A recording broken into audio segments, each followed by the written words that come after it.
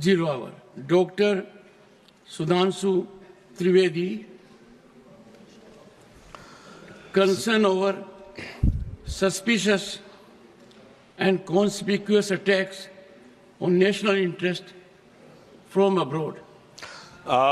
सभापति महोदय, मैं एक अत्यंत गंभीर, महत्वपूर्ण और चिंताजनक विषय पर सदन का ध्यान आकृष्ट करना चाहूंगा।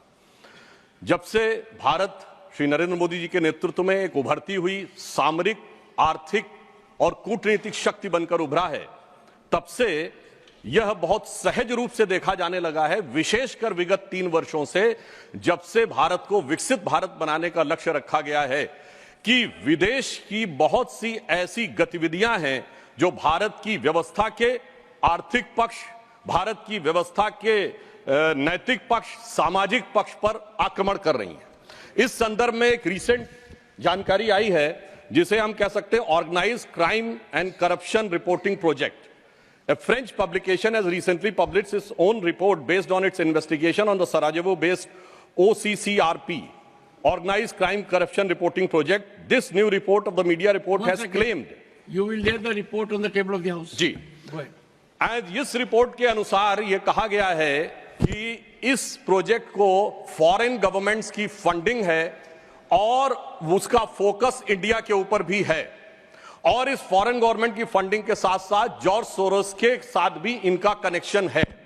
अब ये केवल हम एक रिपोर्ट के आधार पर नहीं कह रहे हैं सभापति महोदय, मैं सदन का ध्यान आकृष्ट करना चाहूंगा कि विगत 3 वर्षों से ये क्या एक संयोग है कि जिस समय भारत की संसद का सत्र चलता है, मैं सिर्फ एक संयोग बता रहा हूं, भारतीय फार्मर्स के बारे में रिपोर्ट आती है 3 फरवरी 2021, बजट सत्र है 29 जनवरी 2021। पेगासस रिपोर्ट आती है 18 जुलाई 2021, मानसून सत्र है 19 जुलाई 2021। उसके बाद 31 जनवरी 2023 से भारत की संसद का बजट सत्र शुरू होता है और 24 जनवरी 2023 को हिंडनबर्ग रिपोर्ट आती है। जनवरी 2023 में भारत की संसद का सत्र शुरू होता है और 17 जनवरी 2023 को बीबीसी की डॉक्यूमेंट्री आती है, India the Modi question.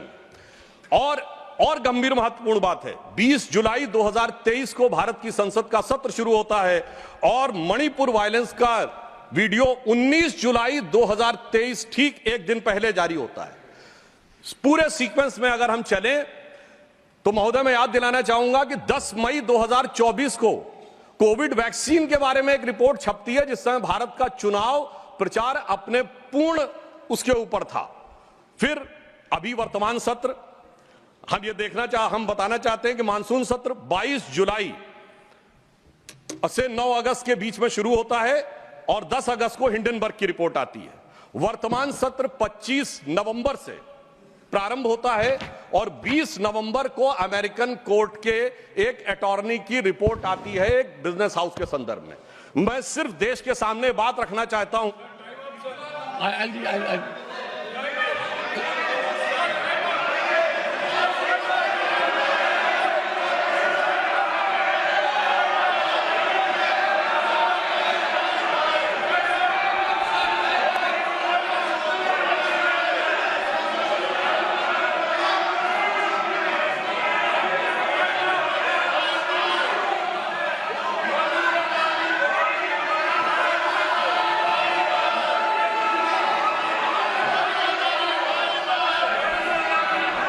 Nothing will go on record except honorable members.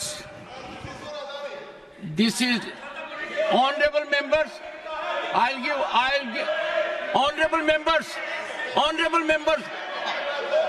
I will give time because listen to me.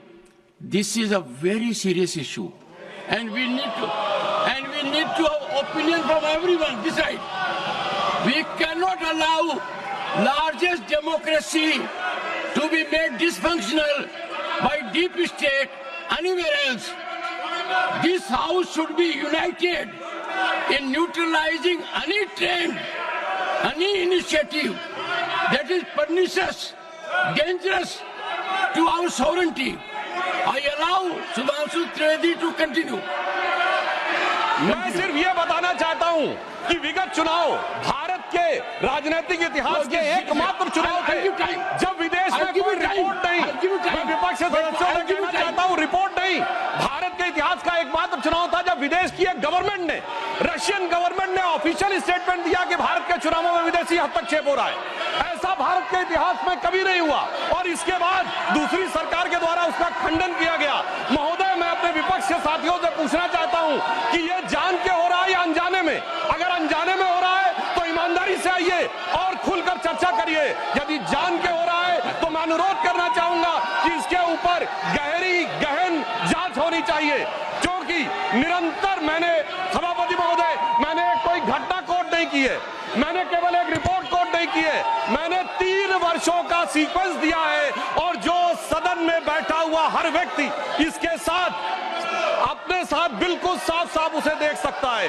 और मगर मैं यह भी कहना चाहता हूं सभापति महोदय कि जिन लोगों के दिल में यह ख्वाब है, यह बड़ी एक सहज स्वाभाविक सी बात है, जिन लोगों के दिल में यह ख्वाब है कि वो भारत को झुका लेंगे, तो मैं उनसे कहना चाहता हूं कि हम श्री नरेंद्र मोदी जी के नेतृत्व में जिस प्रकार से आगे बढ़ रहे हैं, ये मत सोचें कि विदेश से किसी चीज का आज प्रभाव पड़ने वाला। आज भारत अपने स्वाभिमान के साथ आगे बढ़ रहा है। मैं उन लोगों के लिए कहना चाहूंगा, सर, जो विदेश में जाकर यह विचार करते हैं, जो कहते हैं डिफेंडर्स ऑफ डेमोक्रेसी यहां क्यों नहीं कर रहे हैं? सर, डिफेंडर्स ऑफ डेमोक्रेसी जिनको कहते थे वो प्रधानमंत्री जी की तारीफ कर रहे हैं। इसलिए मैं कहना चाहूंगा, विदेश का लाभ लेकर, विदेश की छांव लेकर जो भारत में हो रहा है, उनके लिए एक पंक्ति कहना चाहूंगा कि अपने वतन पर सदियों तक है रही हुकूमत गैरों की, लेकिन कुछ चेहरों पर अब तक धूल है उनके पैरों की।